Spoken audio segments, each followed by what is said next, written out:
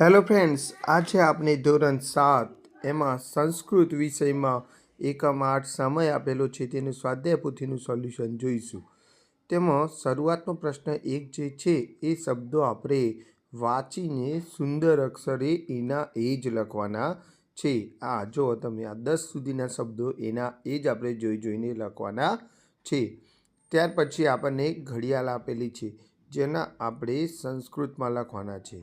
જેમ કે પહેલું સપાદ દશવાદનમ, બીજું સાર્ધ દ્વિવાદનમ, ત્રીજું છે પાદોન ત્રિવાદનમ અને ચોથું છે સપાદ સપ્તવાદનમ. ત્યાર પછી પાંચમું છે પાદોન પંચવાદનમ, છઠ્ઠું છે સાર્ધ અષ્ટવાદનમ. બરાબર, એ રીતે હવે પ્રશ્ન 3માં આપણને સમય આપેલો છે. એ સમયને આપણે સંસ્કૃતમાં લખવાનું છે. જેમ કે 1 ને 15 થઈ હોય તો સપાદ 1 વાદનમ, 3 ને 45 થઈ હોય તો પાદોન ચતુર્વાદનમ, 2 ને 30 થઈ હોય તો સાર્ધ દ્વિવાદનમ, 6 ને 30 થઈ હોય તો સાર્ધ ષટવાદનમ, 7:45 થઈ હોય તો પાદોન અષ્ટવાદનમ. એ રીતે 6:30 થઈ હોય તો સાર્ધ ષડવાદનમ. બરાબર, 7:45નો ટાઈમ 4:30 હોય તો સાર્ધ ચતુર્વાદનમ, 8:15 હોય તો સપાદ અષ્ટવાદનમ, 8માં 3 અને 15 થઈ છે તો સપાદ ત્રિવાદનમ, 9માં 12 અને 30 છે તો સાર્ધ દ્વાદશવાદનમ અને 10માં 11 અને 45 આપેલા છે તો પાદોન દ્વાદશવાદનમ આવશે.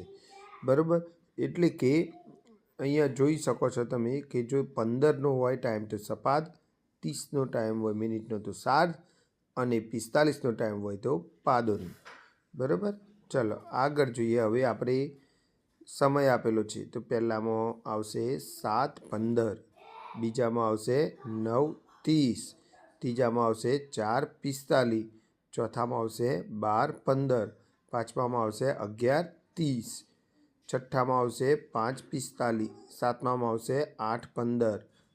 બરાબર, આઠમામાં આવશે 2:30, નવમામાં આવશે 12:45 અને 10મામાં આવશે 4:30. એ રીતે જોડકા જોડવાના છે કે પહેલો કેટલો સમય છે તો 3:30નો, બીજો 5:45નો, ત્રીજો 10:30નો, ચોથો 7:45નો, પાંચમો 4:15નો અને છઠ્ઠો 12:15નો છે. બરાબર, એ રીતે હવે પ્રશ્ન 6માં ઘડિયાળ આપેલી છે એ રીતે આપણે દોરવાની છે. પહેલામાં 4 વાગે છે, બીજામાં 9 વાગ્યા અને 15 મિનિટ થાય છે, ત્રીજામાં જોઈએ આપણે તો 10 ને 45 થાય છે. બરાબર, ચોથામાં જોઈએ તો 10:30 વાગે છે એટલે કે 10:30 થાય છે. બરાબર, ત્યાર પછી પાંચમામાં જોઈએ તો 9:45 થાય છે. બરાબર, અને છઠ્ઠામાં જોઈએ તો 7:15 થાય છે અને સાતમામાં જોઈએ તો 10:30 એટલે કે 10:30 થાય છે. આઠમામાં જોઈએ તો આપણને કેટલા તો 2:30 વાગે છે, 2:30. નવમામાં જોઈએ તો 8:15 અને 10મામાં જોઈએ તો 7 વાગે છે. આ સાથે આપણો આ વિડીયો પણ પૂરો થાય છે. Okay, good bye.